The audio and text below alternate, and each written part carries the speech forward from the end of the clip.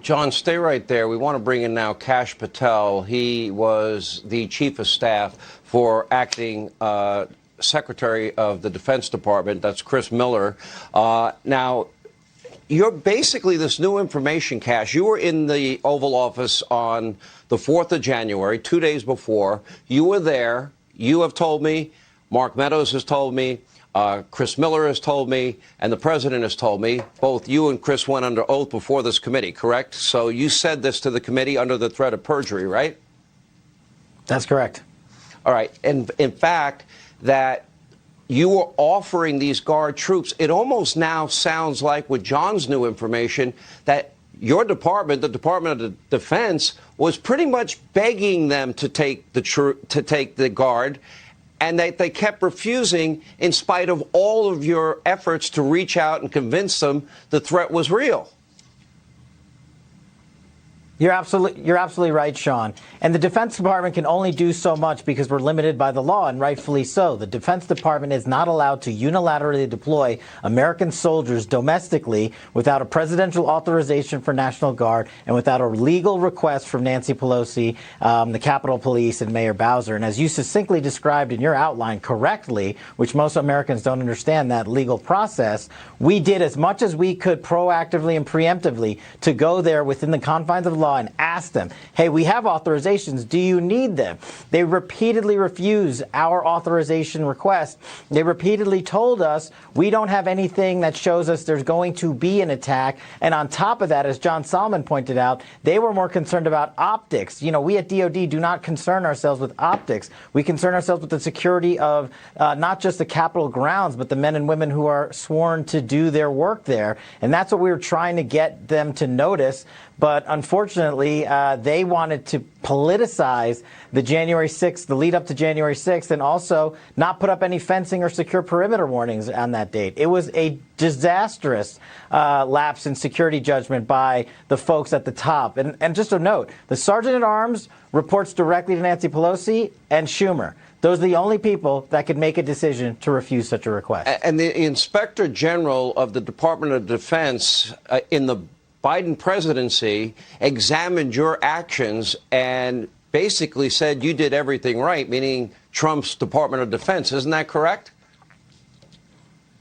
You're 100% right. It wasn't our Inspector General, and we knew that was going to be the result, but that's not the result that the January 6th committee wanted to hear. I went before them, and I actually submitted to the January 6th committee the entire DOD Inspector General report from the Biden administration. They had not entered that into evidence. I had to do it. And I had to highlight for them the findings in that report, which stated the Department of Defense acted lawfully, appropriately, and without delay. That's the key that the American people need to understand. But what they need to educate themselves on even more is the depths of that report, which showed the failures of the political leadership to take us up on those requests so that we could safeguard the Capitol. They wouldn't even allow a no-climb fence to be established around the perimeter. You've seen these fences in D.C. all the time. It prevents scaling of our buildings and properties. They, again, went to optics and didn't want that look. That alone would have stopped anything on January 6th. I want to be very clear. When you testified before this committee,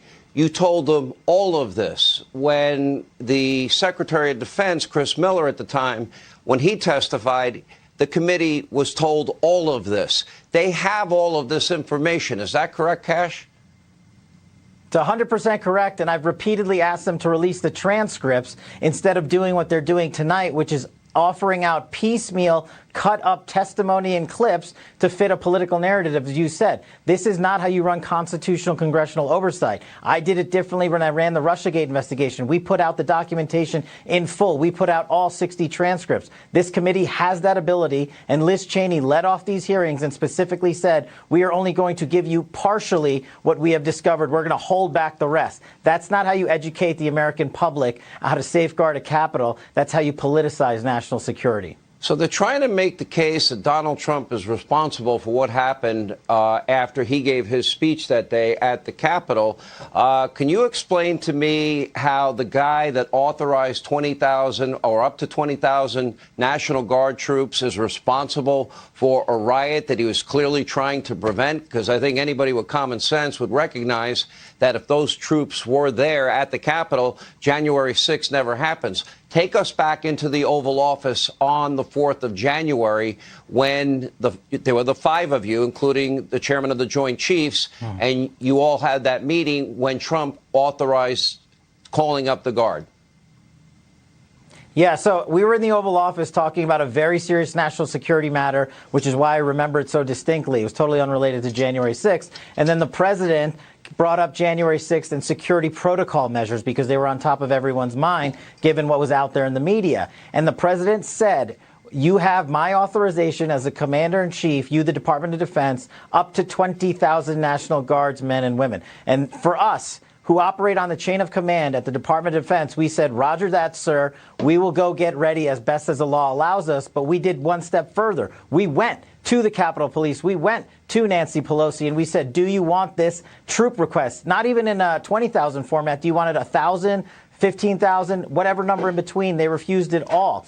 And the chairman of the Joint Chiefs of Staff, did you talk directly to Speaker Pelosi? Who did you speak to? Somebody in her office, or did you speak to her?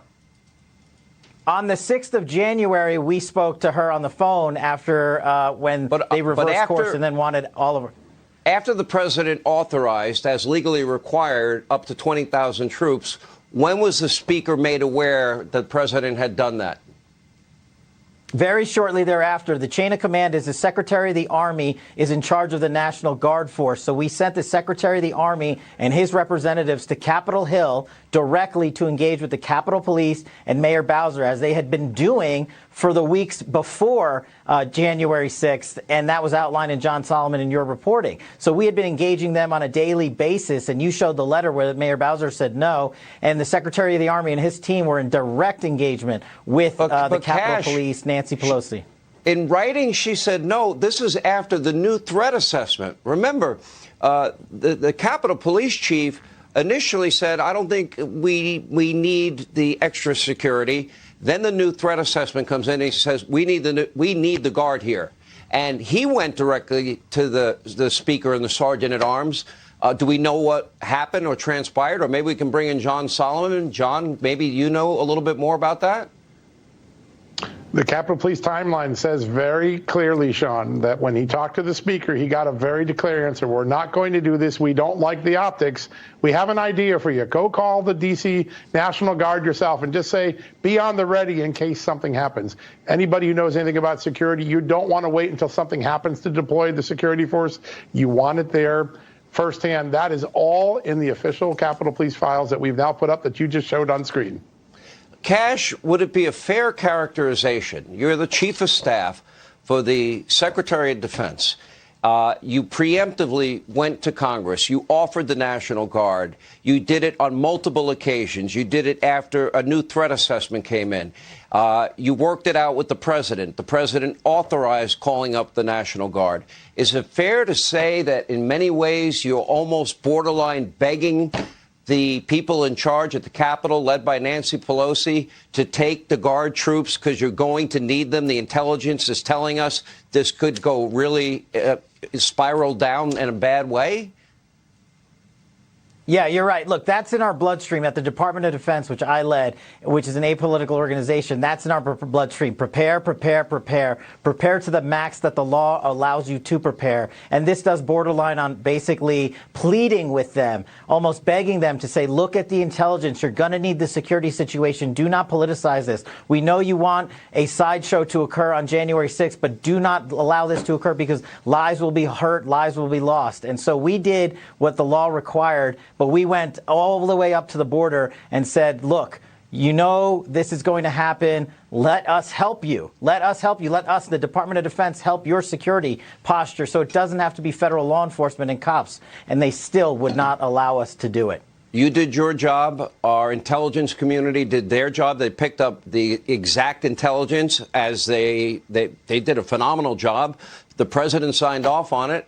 and we have no investigation into why these people denied the guard being called up after it was authorized. John Solomon, Kash Patel, stay with us.